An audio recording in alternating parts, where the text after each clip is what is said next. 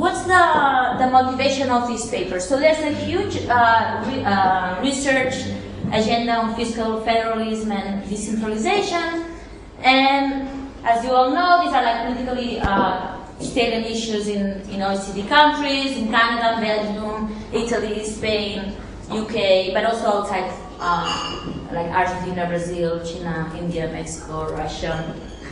And what we noticed, we're very interested in these issues, obviously, partly because where we come from, but we noticed that a lot of the theoretical models out there have some assumptions of citizen voter behavior and somehow establish a relationship between the income, the regional wealth, and preference for transfers across regions. If you take Palestina or Pablo Veramendi's recent book, there are a lot of assumptions on this, but there's not that much empirical literature showing evidence on where these preferences come from and whether we can really assume that these are the right preferences. And so this is a very empirical paper that tries to speak to some of this theoretical literature. So we argue that there's little attention paid to the role of individual preferences for key issues, and in particular to the issue of redistribution across regions. So this is what we focus on in this paper. And in addition to that, so they will say, well, there's little literature on this, and in addition to that, if we try to establish correlations between regional wealth and preferences for regional redistribution, observational analysis might not be very good or might not be capturing very well the relationship, and why that's the case. So on the one hand, there are like very few cases in, like, if you think Belgium, there are like 3 cases, right? Three regions, or in Spain, 19 autonomous communities region. And so this is a problem, like in terms of like getting, making good inferences, but also as this recent previous paper has shown, it's not only the fact that that some regions are richer or poorer in federations, but there are other omitted variables or underlying the possible relationship between preferences for wealth and preference for redistribution. And if you think about the Spanish case, and as I will show you, regions like Catalonia and the Basque Country are regions that present lower preferences for regional redistribution, and one can argue that it's because of the wealth of the region, but it could also be because of identity issues, right? So, because there are like different issues, different potential explanations underlying the relationship that we observe at the observational level, what we decide to do in this paper is to analyze these preferences in an experimental setting. And so that's what that's our kind of contribution. Building in previous work that informs our policy relevant information to see if preferences change. What we do in this paper is we use information as an experimental tool to test whether there's a relationship between the wealth of the region and preferences for distribution. And how we do this? We take advantage of the fact that people are not very well informed about these issues. So by providing information in a randomized way to a set of individuals, we somehow manage to make individuals richer and poorer. Okay? So I'll show you how we do this. But in a way, with the lack of information of people and giving them information about the position of their region, it's a way to test for the impact of the region, the wealth of the region, and preference for redistribution. In addition, because it's also an important subject that has been studied by a lot of theories like Römer and Rod and other people, that showing how two-dimensional politics can have an impact on redistribution policies, redistribution preferences. We also try to do an experiment to check the impact of the presence of a second-dimensional preference for redistribution. We use evidence from Spain. I guess I should answer the question now. Why Spain?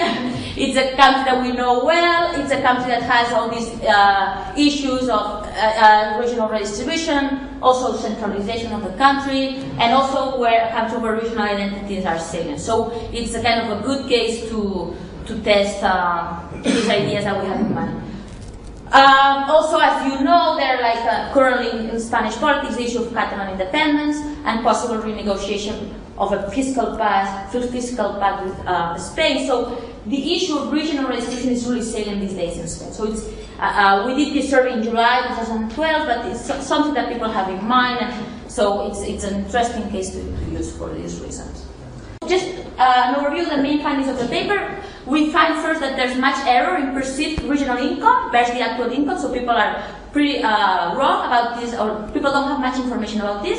When we do give information to people, we observe that individuals learn that their region is poorer. Therefore, when we make people poorer, they have a stronger preference for regional redistribution. We also find that poorer people in richer regions are those that express lower support for regional redistribution, and that's a pretty nice finding that corresponds pretty well with Pablo Beramendi's theory. The poor people in the rich regions are those driving a lot of the preference for, a lot of the demands for fiscal autonomy, for instance, in Catalonia. You think about it. It's not maybe the rich people in Catalonia, it's the poor people in Catalonia that are asking for regional autonomy, or fiscal autonomy. Why? Because they will benefit from this fiscal autonomy. They will be the ones benefiting from intra-regional redistribution. And we also find that priming to evaluate in-group or out-groups has a conditional impact on preference for redistribution. So somehow it's giving support to Romer's theory that the religion distracted poor, right? This idea that thinking about having another dimension somehow has an impact on preference for redistribution. Although, I will show you, there's some kind of rational underlying this finding that we get. Okay, so what's the research design, empirical design that we have? So we did an internet survey in Spain with this company, NetQuest, that is based in Madrid. And we did a representative sample of the Spanish population with 4,000 people, but with an oversample of Catalonia because we wanted to have like a couple of treatments, additional treatments in Catalonia, and we needed to have a big of an oversample. Obviously, in the analysis, we take into account this oversample. So for all of Spain, the main treatment was we had a control group into which we asked about regional redistribution preferences and centralization. In this paper, I'm just going to be talking about redistribution preferences. Centralization is aside. And then, so first of all, we asked them about their preference for redistribution, okay? And then we asked them about whether they can rank their region from 1 to 19. Richer to poorer, and 2 other regions in Spain, randomly chosen. To group 2, that we asked them first to rank. We asked them to rank their own region, your Basque. So where do you think the Basque country is from 1 to 19, and then 2 other regions. And in addition, that's the treatment. We told them their actual position. Okay, we gave them the information. This is like the way we ask the question about perceived regional income. We say, as you know, in Spain there are 17 autonomous communities and 2 autonomous cities, Ceuta and Melilla. If we order these 19 autonomies according to average income, putting the richer one in position 1 and the poorest one in the 19, in which position would you say that is your like if this person is in the Basque country, where the Basque country is, and they put this, and then we ask them to rank 2 other randomly chosen regions in the same way. So this is the design. So the crucial. So so there are 2 different types of experiments. This is like the first one is for all of Spain, and the main treatment is giving information about where the region is. And then we also want to see whether, having asked them about the Basque country in Catalonia, which are the 2 outgroups, let's say for the Spanish population, has any impact on their preference for redistribution. So this is also kind of a relevant treatment I will take into account. This is a mistake, it's not important. But the second set of experiments, the treatments that we do, is that only for Catalonia, we do the same.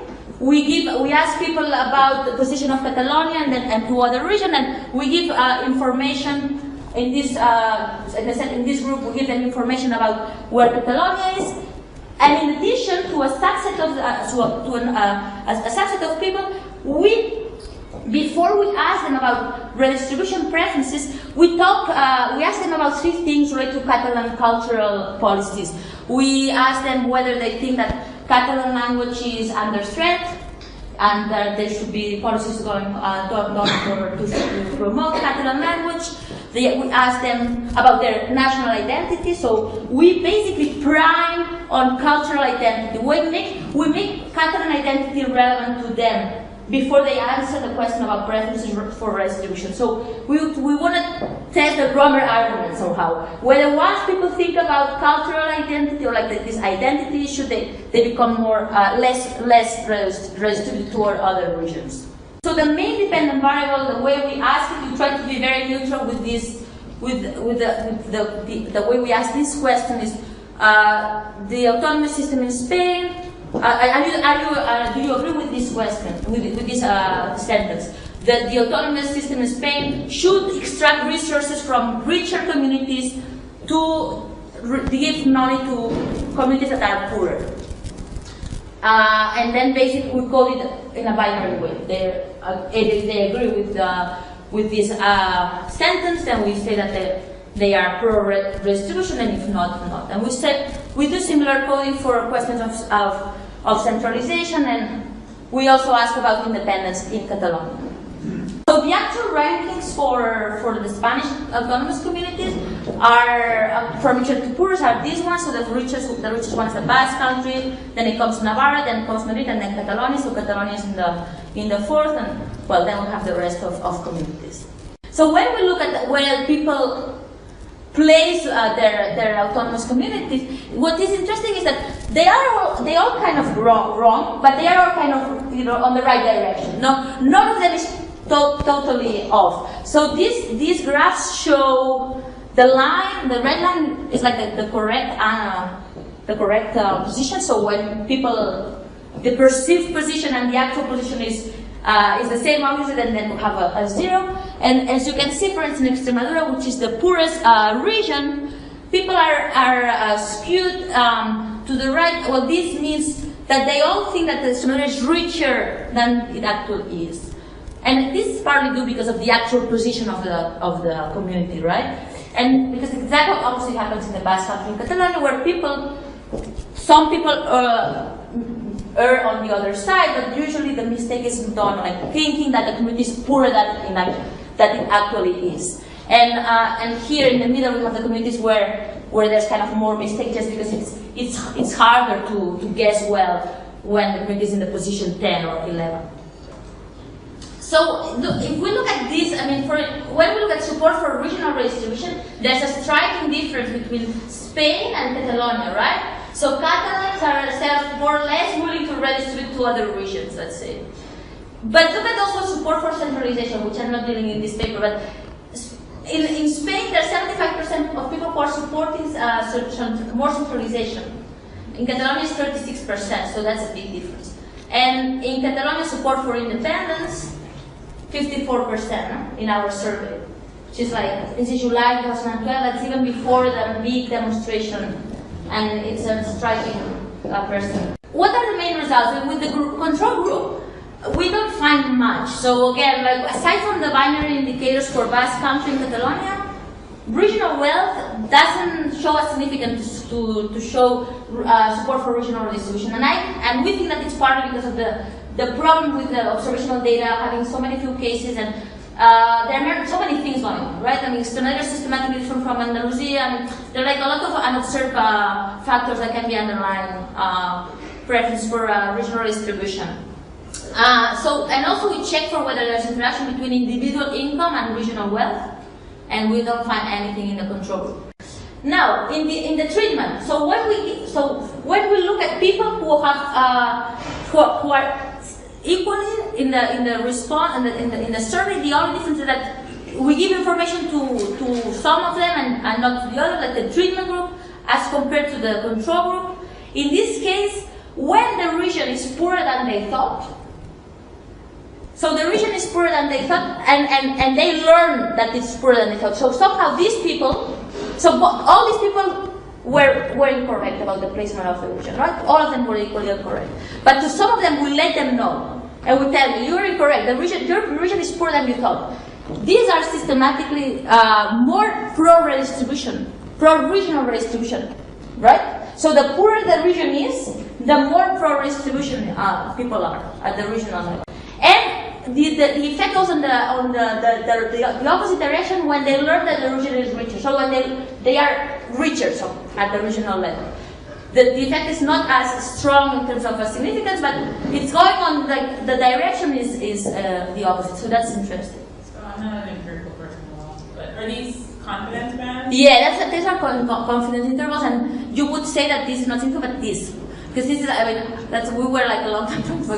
This is like the probability that at the probability of being here and being here is, so at the 95% level, these two don't overlap, okay? Okay, so then we look at whether, and this is like going to Pablo Veramendi's theory, that it's not only about the wealth of the region, but also about your wealth within the region, right? Because this is going to determine your redistribution preferences and whether which kind of constitutional design you're going to want, in the sense that if you're a poor person in a rich region, you might be willing to have more inter-region redistribution and inter-regional redistribution, right? If you're a poor person in a poor region, you want more inter-regional redistribution because this is going to benefit you. And so when we look at these kind of effects, what strikes us the most significant is, and I'm sorry that this doesn't show up very well, is that the low-income people in rich regions are those that react more negatively towards the treatment. So when they learn that they are in a rich region, they become less pro-redistribution. They want to keep the redistribution for themselves. When we look at ideology, and ideology has a really interesting conditional impact, because you would think, well, leftist people, when they learn that they are richer, they're going to be more altruistic, right? They're going to be more pro-redistribution. No. The opposite, look at these are like leftist people, this part is leftist people. So when leftist people learn that they are poorer than they thought, they become more pro-regional redistribution. This kind of like makes sense, right? But here, when leftist people learn that they are richer than thought, they become less redistributive. And we don't have similar impact for right-wing people. And our conjecture here is that might be that it's just that leftist people are somehow more motivated by redistribution issues overall. So they care more about redistribution. And this is like an issue, a dimension that enters into their calculations in a more salient way than for right-wing people. So thinking about the outgroup effect, so these are like, again, this is like some preliminary results, but what we find when people are being asked about the Basque Country or Catalonia in Spain, they are more pro-redistribution. So somehow they're thinking about the rich regions that are also like differently nationally. They are willing to have more redistribution from them, right? And the same happens when we look at control for ideology, same patterns. When we look at the Catalan sample more specifically, this is an interesting pattern. So we have in the control group, so these are the group of people who learn that Catalonia is poorer. Those that are not primed by Catalan identity, they have this level of redistribution preferences. When they are primed, they become more pro-redistribution, and the combination of both is increasing redistribution preferences. But this is like maybe the most interesting, and this is counterintuitive, because people think that Catalonians are selfish, and in fact, in the observational data we see that they are less willing to redistribute. But when Catalans are informed that they are richer than they thought, they become more pro-regional redistribution. So they become more altruistic towards other regions, let's say. Now, what about the cultural identity treatment? When, in addition to giving them information about where Catalonia is, we also make them think about Catalan language and possible threats to Catalan culture, they become slightly less redistributive towards the outgroup. This is also an interesting thing about the outgroup priming. When Catalans are primed to think about Extremadura, they become extremely less redistributive. And this is like striking and corresponds to somehow to what we are being exposed in the news, no? With Extremadura, and this is the only region that shows that as significant, and this stays significant in the regressions. So Extremadura has become the paradigm of the region in Spain, no, where we are contributing with our taxes and people don't work. I say that so in the Catalan national discourse, this somehow shows up, this region, and there has been a lot of back and forth of discussions or arguments between the Catalan president and the president of the regional community of Extremadura. So it's a symbol of the outlook. And I think that's a nice graph. The conclusions of the paper, and I have some other slides on Catalan independence response if you're interested, given that you're here and it's a topic, it's not in the paper, but what we have in these papers and so far is that, so we get that there's a lot of error in how people place their regions. We don't have much observational support for regional income models, but when we do the experiment, we get kind of supportive evidence for some of these theoretical models existing out there. And also, like, we get some evidence that making second dimension salient matters. Now, I want to admit that with the Catalan experiment, I was quite disappointed by the impact of the making the second dimension salient. I was expecting more of an effect of when Catalan people are made of, think of culture, they don't become that less pro-redistribution as I would have expected. And that was, but then we observed the Extremadura finding, and we observed the outlook effect also for the rest of Spain. So there seems to be something about thinking about the outlook that might be very much determined by the wealth, for instance, in the rest of Spain, where they're thinking about the richer regions. In Catalonia, we're thinking about the poorest region, and so it might be very, very much concentrated. But again, I'm very willing to get any comments from you, suggestions. I think that, let me see. I want to show you, do you want to see some couple of more slides on Catalonia? Yeah? Sure. Yeah? Oh, yes. So, this is, because this is something I did out of curiosity.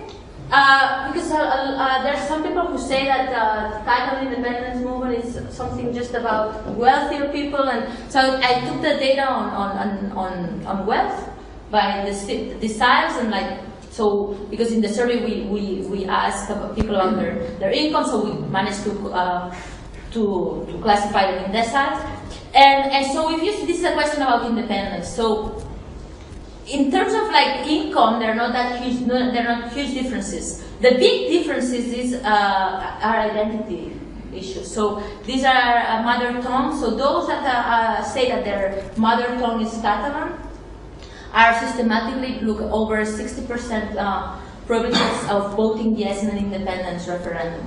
And these are predicted probabilities out of a regression model that has also age and gender in it. But so I was a bit scared when I saw this graph, because I mean, I didn't like the idea of like having a movement that is about richer people, and so I'm happy that this is not significant, let's say, but I don't really like the idea that we have like such a identity cleavage, no? And I don't really, I mean, I want to check this with other survey data, but because in Catalonia, the ethnic identity is has to do a lot with the language, but as Enriqueta has explained you, I'm sure that there's a lot of mixing, like a lot of intermarriage, so it's not like there's an ethnic, it would be very hard for me to say who's Catalan and who's not. There's not like an ethnic divide, at least doesn't show up like in terms of our daily lives. So this was a bit surprising, let's say. So because I also going to your issue about identity, Steve, in this case, it's very clear that the nationalist dimension and the identity dimension go together in Catalonia. And I'm pretty sure that this shows up in the Basque Country. I was very surprised. So this is like preference for independence. This could be the nationalist dimension, more or less the centralization. And well, you can see these are like the people that identify as only Spanish or more Spanish than Catalan, highly against independence. These are the ambivalent people, and these are highly in favor of independence. So a national identity is strongly predictor of preference for And just going back to your point about the knowledge, there's not like a relationship between being more or less Catalan and having more knowledge about what the region is, which could have been a concern in terms of, well, maybe the people who are more informed are those also that are more identified more, that are more mobilized in nationalist lines, and I don't see any relationship here.